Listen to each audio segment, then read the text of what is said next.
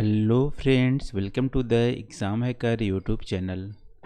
दोस्तों, यूपीएससी 2016 के प्रीलिम्स की बात करें तो वहाँ पे जियोग्राफी इन्वायरमेंट से टोटल 19 क्वेश्चन को पूछा गया था।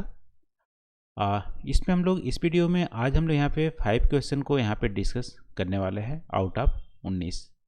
तो चलो दोस्तों, आज का वीडियो स्टार्ट करते हैं। और आज का पहला हमारा प्रश्न है यहाँ पे, in the cities of our country, which among the following atmospheric gases are normally considered in calculating the value of the air quality index? तो यहाँ पे पूछा है कि एयर क्वालिटी इंडेक्स में जो कौन कौन सी गैसेस की वैल्यूज़ को हम इसमें कैलकुलेट करते हैं। तो दोस्तों, आपको एयर क्वालिटी इंडेक्स के बारे में पता होनी चाहिए। एयर क्वालिटी इंडेक्स जो पब्लिश करता है वो हमारा CPCB करता है, यानी कि सेंट्रल पोल्यूशन कंट्रोल बोर्ड। और CPCB क्या है? एक स्टेट्यूटरी ऑर्गेनाइजेशन है। इसका मतलब है ये पर्टिकुलर एक्ट के द्वारा ये इसको पास किया गया है। और CPCB किसके एक्ट के अंदर पास किया गया है? इसमें आप देखोगे तो हमारी 1974 में CPCB बनाई गई थी। और 1974 की जो एक्ट थी, water prevention and control pollution act, उसी के तहत इसको इसकी कंस्टिट्यूशन किया गया था। और इसको एक एडिशनल पावर भी दी गई थी जब हमारे 1981 में water prevention and control pollution जो एक्ट बनाई गई थी, air prevention and control pollution board 1981 बनाई गई थी। तो 81 से भी इसको पावर मिलता है, लेकिन 74 में ही इसको बना दी गई थी। 74 में हमारी water prevention and control pollution हमारी एक्ट थी। तो इसके अंतर्गत CPCB बनाई गई थी। और CPCB हमारी एयर क्वालिटी इंडेक्स को पब्लिश करता है। और इसके पब्लिशन में आप देखोगे तो जो हमारी बहुत सारे जो पॉल्यूटेंट है उसको यहाँ पे 8 आई थिंक पॉल्यूटेंट को ऐड करता है। उसमें आप देखोगे तो कार्बन मोनोऑक्साइड है पहला, फिर हमारे लेड है PB दूसरा, फिर आप देखो ओजोन जो हमारी एटमॉस्फेरिक लोअर एटमॉस्फेरिक ओजोन होती है वो हमारे तीसरा है, फिर नाइट्रोजन ऑक्साइड है NO2, sulphur oxide SO3, ammonia NH3, और पर्टिकुलेट मैटर जो है 2.5 और 10। ये हमारी एयर क्वालिटी इंडेक्स में कैलकुलेशन में आती है।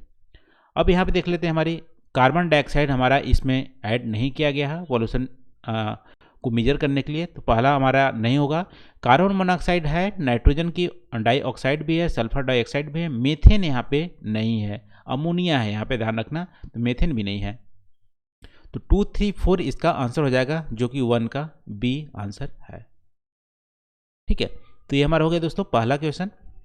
आज का दूसरा क्वेश्चन यहाँ पे है, consider the following pairs famous place. एक फर्स्ट कॉलम दिया गया है, दूसरा कॉलम में रीजन्स दिया गया है, और आपको मैच करना है कौन कौन सी हमारी करेक्टली मैच्ड है।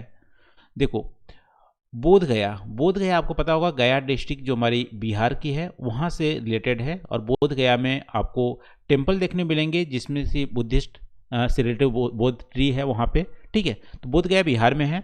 बाघेलखंड आपको पता होगा एक रीजन का नाम है, कल्चरल रीजन भी, ज्योग्राफिकल रीजन भी आप बोल सकते हो बाघेलखंड, जो 2 स्टेट में फैला हुआ है, एक है MP में और दूसरा है UP में। UP का चित्रकूट डिस्ट्रिक्ट पड़ता है बाघेलखंड में। इसके अलावा अब MP के बहुत सारे जो हमारी उसकी डिस्ट्रिक्ट है वो भी हमारी पड़ती है बाघेलखंड में। ठीक है, जैसे कटनी हो गया, ग्वालियर हो गया, सिंगरौली हो गया, ये हमारी MP के पड़ते हैं।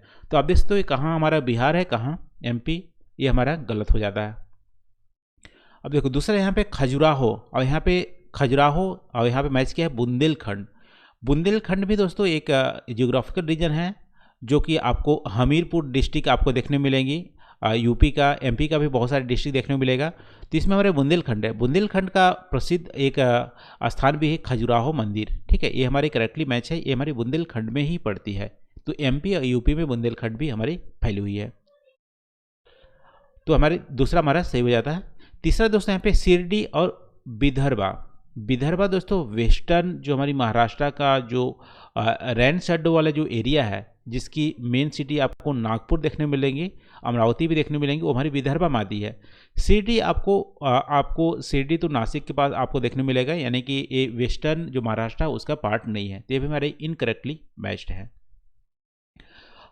अब नासिक और मालवा प्लेटू आपको पता होगा कि राजस्थान, महाराष्ट्र और MP में लोकेटेड है, जनरली आपको, ठीक है, तो मालवा प्लेटू लोकेटेड है, लेकिन नासिक आपको महाराष्ट्र की जो नदर साइड है वहाँ पे नहीं देखने मिलेंगी, नदर साइड में मालवा प्लेटू है, तो ये भी हमारे इनकरेक्टली मैच्ड है मालवा प्लेटू वाला।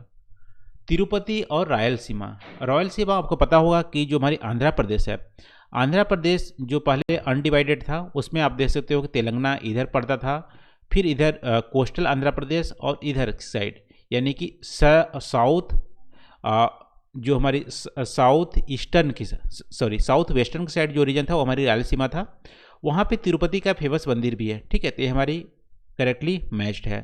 तो आप देखोगे यहाँ पे 2 और 5, ठीक है, 2 और 5 हमारी करेक्टली मैच्ड है।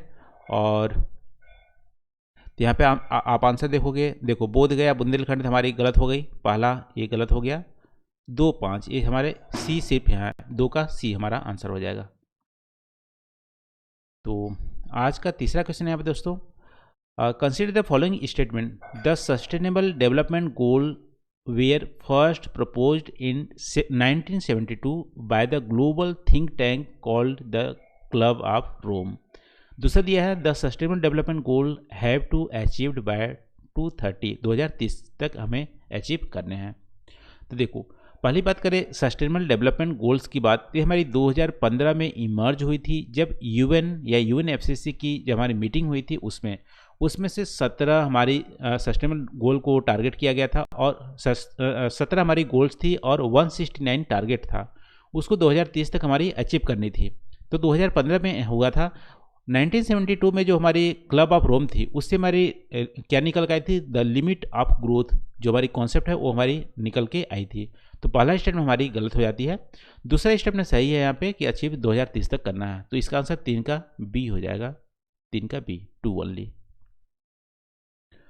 तो आज का चौथा क्वेश्चन दोस्तों यहाँ पे, with reference to the agreement at UNFCCC meeting in Paris in 2015, जिसमें मेरी सस्टेनेबल गोल हमारी निकल के आई थी 2015 की पेरिस की मीटिंग में,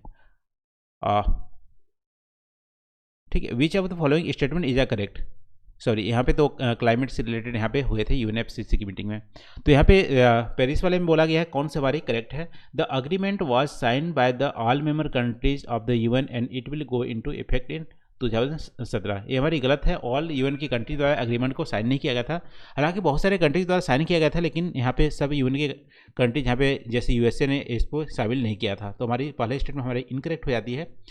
दूसरा है the agreement aim to limit the green house gas emission so that the rise in average global temperature by end of the century does not exceed 2.0 और इवन 1.5, बिल्कुल ही सही है, हमारी टारगेट था कि ग्रीन हाउस जो गैसेस की emission है वो हमारी इंडस्ट्रियल लेवल से ट्राई करना चाहिए 1.5% से ज़्यादा हमारी ना बढ़े, दूसरा स्टेटमेंट सही है। तीसरा यहाँ पे the developed countries acknowledge their historical responsibility in global warming, the committed to donate $1000 billion a year from 2020। देखो यहाँ पे 1000 नहीं $100 बिलियन की 2020 से यहाँ पे कमिट करने के लिए बोला गया था, तो ये हमारी स्टेटमेंट गलत हो जाती है, तीसरा स्टेटमेंट गलत हो जाती है। देखो आपको पता होना चाहिए यूएनएफसीसीसी के अंदर आपको ग्रीन क्लाइमेट एक फंड है, ठीक है, ग्रीन क्लाइमेट फंड है, उसमें हमारी यूएनएफसीसी के अंतर्गत निकला हुआ था, उसमें $100 बिलियन का यहाँ पे 2020 तक डेवलप्ड कंट्री इसमें कंट्रीब्यूट करेंगे और डेवलपिंग कंट्री में खर्च होंगे, तो यहाँ पे सिर्फ हमारे दूसरा आंसर सही होता था, यानी कि 4 का बी, ठीक है, 4 का बी, 2 ओनली।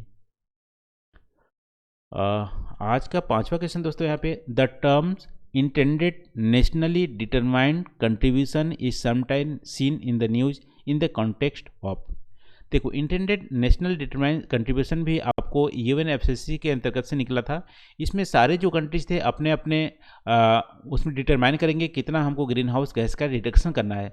जैसे इंडिया की गैस की बात करो तो इंडिया 2005 को बेस्ट लेवल माना है और 2030 तक इंडिया ने कमिट किया है कि 33 से 35% हमारी ग्रीन हाउस गैस का रिडक्शन होगा फ्रॉम 2005 लेवल, तो इंटेंडेड नेशनल डिटरमाइंड कंट्रीब्यूशन हमारी इंडिया की ये है।